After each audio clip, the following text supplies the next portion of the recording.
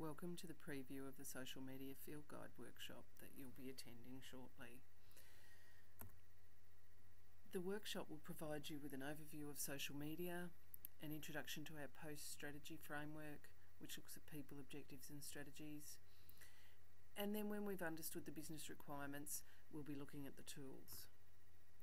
The journey that we go on in the Masterclass is around divergent thinking and convergent thinking. So it's trying to take you out into places that you may or may not have been before and understand new concepts and become familiar with new things, and then focus them back on what the business requirements are for you. So it's all part of coming to a solution for your business requirements. The internet itself has undergone some major changes over the last few years. And really it's gone from one to many, where we all looked at static documents on there that someone would put up, to many, which is really around the interactions that we're able to have through communities and networks online.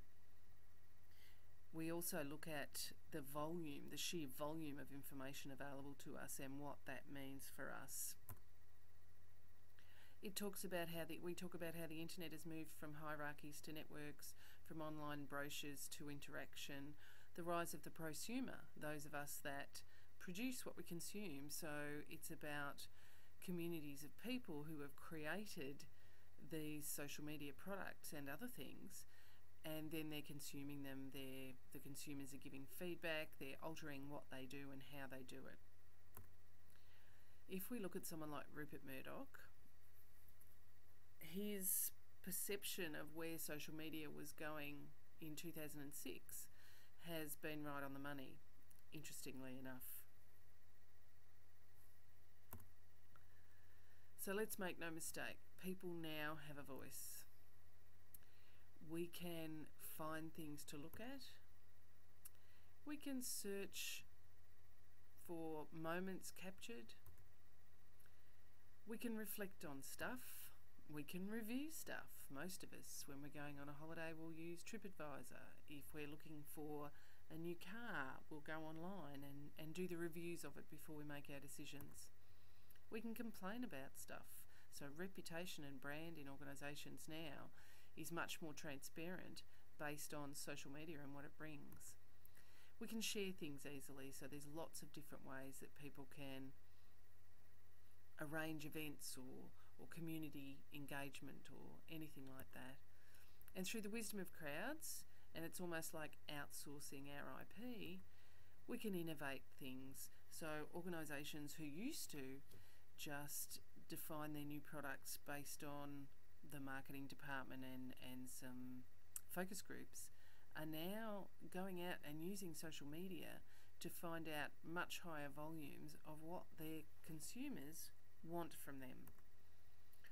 So we'll be looking at what actually social media is and how organisations are using it. We're going to look at companies like Qantas, Deloitte, RAF, ABC, other organisations. We'll touch on how, because organisations have been blending personal and business, where does social media fit with this? We'll look at Australian data and sharing statistics, including demographic, who the fastest growing demographics are, and how long we Aussies spend online. And we'll be comparing some of that to what's going on around other Asia Pacific areas. We'll look at the ROI. There certainly is some evidence demonstrating that there's a positive ROI, and it's also about ROE, return on expectation, how businesses use it. The post framework, it's about the people, the objectives, the strategy and the tools. We'll also look at governance and the myths to governance, what's fact and what's fiction. We'll look at the risks and rewards of social media, because it's about making an informed decision. At the end of the day, that's what any organisation needs to do.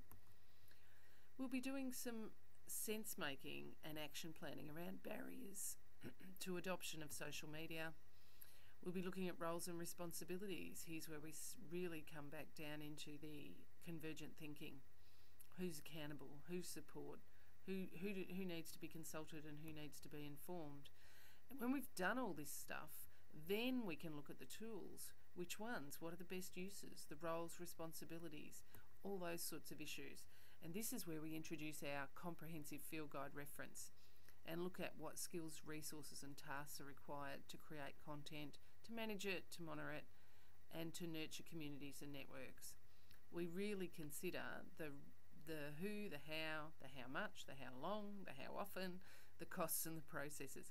All those questions that people are scratching their head about are covered with the Fieldguide. So I look forward to working with you, and thanks very much for your contribution.